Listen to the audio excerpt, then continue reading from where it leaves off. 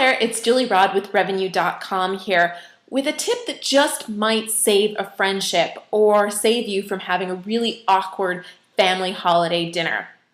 And this tip is to think very carefully before you partner with any of your friends or family on a real estate deal. Now, I know at first blush, especially if you're new to real estate and new to joint venture partnerships, it seems like friends and family are the easiest and best place to raise money. And in fact, many people out there actually recommend that you start with friends or family. But the reality is money changes relationships. And even if things don't go bad with your property, it can still have a very negative impact on your relationship with your friend or family member. We have had relationships where we've actually made our partner hundreds of thousands of dollars, yet our relationship has still grown distant. And in one case, we're actually not even friends with them. And, you know, it happens for different reasons. In one case, the other friend turned out to be very not trustworthy. He didn't do what he said he was going to do, and we actually ended up having to dissolve that partnership because it was becoming a mess.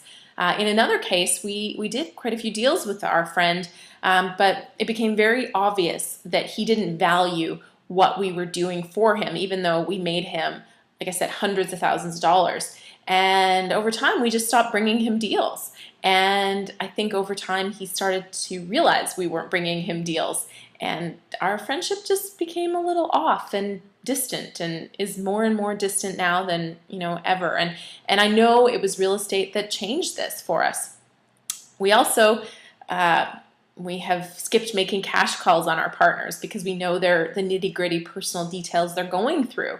And for the other people that we partner with that we don't have personal relationships, we would call them up and say, hey, we need $1,500, the roof is going and we have to fix the furnace, you know, whatever the situation is, we would make that cash call. But when you know that somebody's on medical leave and their wife is leaving them and you're feeling bad for them, it's really hard to pick up the phone and say, yo, I need some cash. But if you have a business relationship, you'll make that call. So it changes things.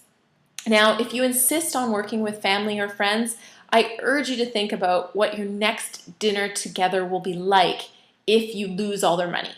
So just think about that. In fact, talk to them about that. Make sure they know the risks. I would actually overemphasize the risks. I would overemphasize the possibility that you will have to make cash calls, even though with the system we use, we very rarely make cash calls to our partner, but it does happen.